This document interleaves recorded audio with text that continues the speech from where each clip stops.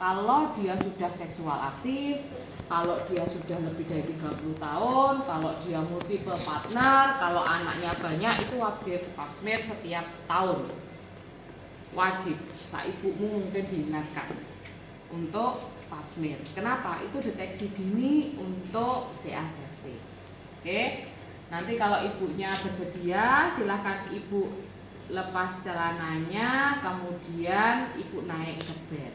Posisinya masih kakinya lurus. Dokternya menyiapkan alat, cuci tangan, ya, nggak usah pakai handscoon, siapkan alat sama alatnya. Yang pertama adalah tutup lubang, ada kolentang, ada spekulum, ada spatula air, ada sitobras, ada ini lidi kapas, ada objek gelas 2, kemudian betadin, ini NaCl, kasa, bengkok, alkohol 96%, asam asetat 3-5%. KOH tidak digunakan untuk pap smear IVA, tapi tetap disiapkan tidak apa-apa karena alatnya sama antara PVP, pap smear IVA, alatnya kita buat sama, jadi tidak akan kelewat.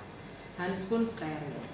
Setelah itu siapkan alat sudah, ibunya kita lakukan dulu pemeriksaan ginekologi awal, yaitu kita berdiri sebelah kanan pasien, kemudian kita lakukan inspeksi abdomen dulu di 4 kuadran atau 9 radio. Apakah ada benjolan, apakah ada spider navy boleh, atau ada umbilikusnya, ada hernia umbilikalis atau apapun, ada luka atau apapun. Kemudian kita lakukan palpasi menggunakan handscoon non steril. Kemudian kita minta bantuan asisten untuk menghidupkan lampu untuk melihat genitalia eksternanya. Kita lakukan inspeksi dahulu, yaitu dengan cara melihat apakah ada tubuh berupa cairan sekret atau perdarahan, apakah ada benjolan, apakah ada kutil, mungkin kan bisa kelihatan kutil. Kalau keputihan itu biasanya di rambut-rambutnya vagina itu ada yang nempel-nempel. Ya, setelah selesai, kemudian kita ganti handscoon, boleh pakai handscoon yang steril, kemudian kita bersihkan dahulu. Pakai NaCl kanan atas ke bawah, atau pakai betadine dulu baru NaCl juga boleh. Biasanya tergantung tergantung kebersihan dari vagina. Kan saya siap hari lihat vagina ya. Jadi setiap kali lihat vagina pasien itu ada yang bersih, ada yang memang kotor. Jadi memang tergantung. Biasanya kalau memang resikonya dia banyak cairan atau lendir sekret ataupun apapun, mending pakai betadine dulu. Itu lebih baik, lebih aman gitu.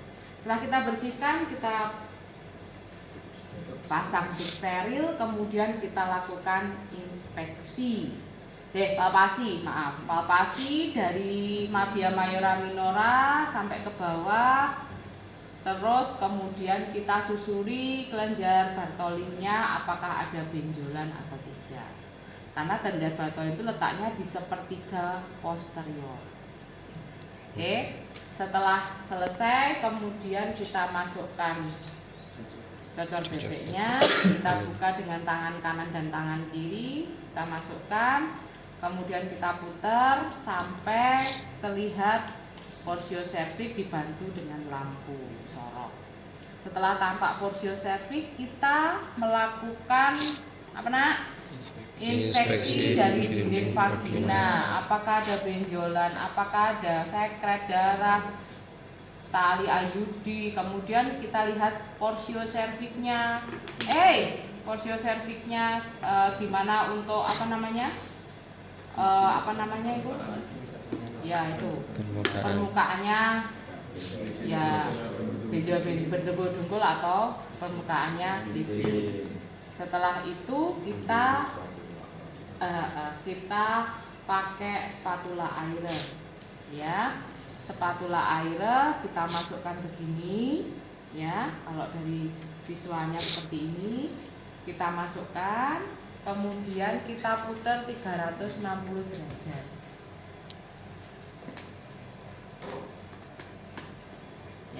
yang dimasukkan ke lubangnya yang pendek, karena yang panjang harus muter ke samping-sampingnya.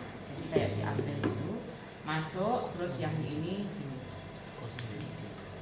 Oke, setelah selesai kita goreskan sekali oles, seret gitu ya. Kita tampaknya ini ya, kalau ditampakkan begini. Jadi kalau sekali oles ini, seret gini, atau boleh berputar-putar begini. Oke, setelah selesai kita buang ke bengkok. Kalau menggunakan ini tujuannya untuk mencari lendir yang ada di ectocervix yang ada di luar. Kemudian kita ambil sitobras, ya, kita ambil sitobras begini. Kemudian kita puter di sini, kita masukkan. Tidak perlu sampai ke Allahu Akbar, tidak perlu sampai ke atas, jadi cukup diputer begini. Setelah selesai kita goreskan ke sini dengan posisi menggelinding. Contoh, posisinya harus menggelinding. Oke, ya. Selesai kita buang ke bengkok. Kemudian dibantu oleh asisten untuk menyemprotkan, memfiksasi dengan alkohol 96%. Jangan jarak 20 cm. Oke, semprotkan. Oke, kemudian dibawa ke laboratorium. Setelah pap smear selesai, apakah ada yang ditanyakan? Jelas? Oke, kalau jelas kita langsung ke IVA. IVA ada uji kapas, masukkan ke asam asetat atau ditetesi oleh asam asetat, kemudian dimasukkan ke seret, terus kemudian kita oleskan ke porsio, permukaan dari porsio. Setelah selesai kita buang. Kita harus tidak boleh lepas pandang dalam waktu 2-3 menit.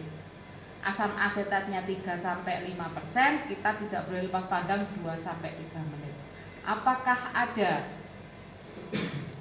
acetoacetate atau pulau-pulau yang berwarna putih? Kalau ada, berarti kemungkinannya adalah ada lesi praganas, prakanker yang harus kita cek untuk pemeriksaan lebih lanjut. Setelah selesai IVA kita buka, kemudian kita tutup gini, kemudian kita putar, kita masukkan ke bengkok, kita lap dulu karena cairannya biasanya banyak. Kemudian kita lakukan bimanual palpasi. Bimanual palpasi harus berdiri. Pertama masukkan tangan jari tengah, kemudian jari yang telunjuk, kemudian kita lakukan apa? Palpasi dari dinding vagina, apakah ada benjolan, kemudian dari porsio cervixnya kita lihat berdunggul-dunggul atau tidak, apakah ada nyeri goyang serviks, kemudian ke adnexa kanan dan adnexa kiri, kemudian ke cavum Douglas. Selesai kita bersihkan. Gelap, kemudian dilepas, baru kita bersihkan dengan NaCl 3 kali atas bawah. Oke, atas bawah. Atas. Oke, silakan ibu memakai celana dalamnya kembali. Kemudian kita bisa lepaskan spool.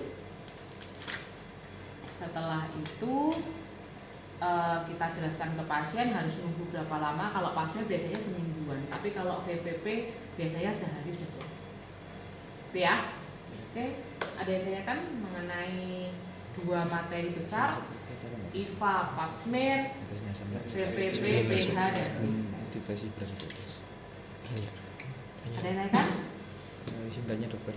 Tadi pas asam asetatnya diteteskan sebelum dimasukkan kan? Iya. Nah itu ditetesin berapa tetes? Oh, itu biasanya kalau asam asetat itu bukan tetes ya. Jadi karena memang kami punya yang begini tempatnya, biasanya dicelupkan.